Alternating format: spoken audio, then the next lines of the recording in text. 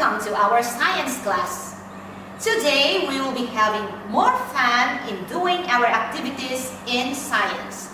I hope that you too will find it exciting and enjoyable as well.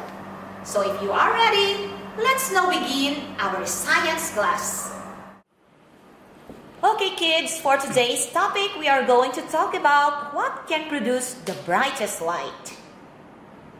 So it says here on page 30 of your science book to write down in the circle the numbers 1, 2, and 3 to arrange the brightest of light in sequence. For our materials, we have a candle, a flashlight, and a light bulb. Okay, so what do you think will have the brightest light? We can say it is the light bulb. Okay, we can put 1 here. The second brightest is the flashlight. So we can write 2 here. And the third brightest is the candle. Now let's try to do the experimental activity. Again, using our materials which are candle, flashlight, and light bulb. Let's light a candle, switch on the flashlight, and we have to switch on also a light bulb. Now, observe which of the 3 produces the brightest light. Based on our observation, the light bulb have the lightest or the brightest light. The second one that has the brightest light is the flashlight. And the third one is the candle. So our inference is the same as our observation result. Light bulb have the brightest light, flashlight have the second brightest, and the candle has the third brightest light. For your next activity, we are going to have it on page 31 of your science book. So we are going to talk about materials that can actually let light pass through them. So for this particular activity, kids, you are going to have a flashlight, a black cloth, a plywood, a paper, a clear glass, a plastic bag. And for the last one, you can have any material that you want to use for the experiment. So, but before you are going to perform the experiment, okay, we will talk first about the materials in which light can travel or pass through. There are materials that can allow light or can let light pass through. Like for example, clear or transparent materials, just like a clear glass, a clear water, plastic materials.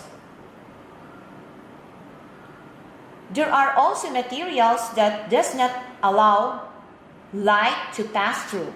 We call these materials opaque.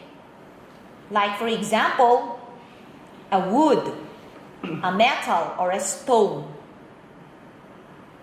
There are also materials that can allow light to actually pass through but do not diffuse or scatter them. Examples are tissue paper, a wax paper, or frosted glass.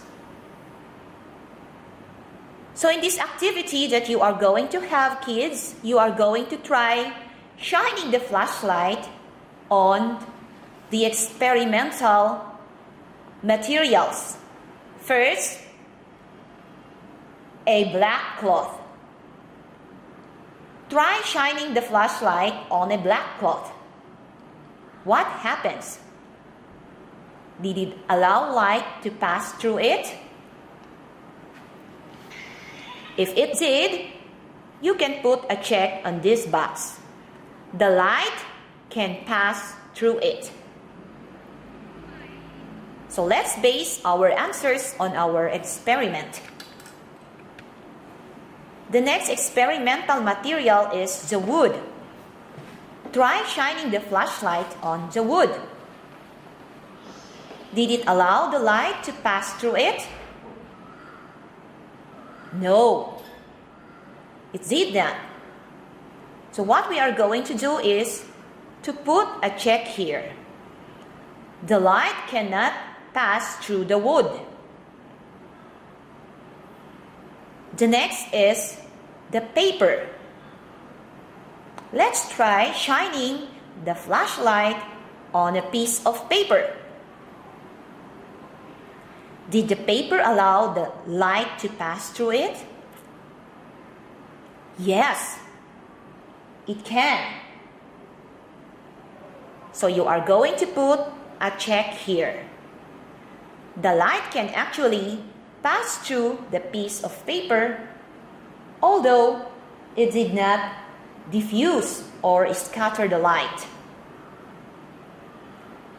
Next, we have here a clear glass. Try shining the flashlight on a clear glass. Did it allow the light to pass through it? Yes. So you are going to put a check on this box. Light can pass through a clear glass. How about in a plastic bag? Try shining the flashlight on a plastic bag. Did the light pass through it? Yes. So you are going to put a check on this box. The light can pass through a plastic bag. For the last one, you can choose any object in which you can let the flashlight shine through. And then, if you have observed that the light can actually pass through it, you have to put a check on this box. And if the light did not pass through it, you have to put a check on this box. Okay, so remember kids, there are some materials in which the light can pass through, and there are also some materials in which the light cannot pass through. That's all for today. I hope you enjoyed our activity. Great job, kids! You did very good today. Next time, I'm pretty sure that you will do better. So I hope you will again stay with me for our next science class and do the activities that are exciting and enjoyable. Bye-bye for now.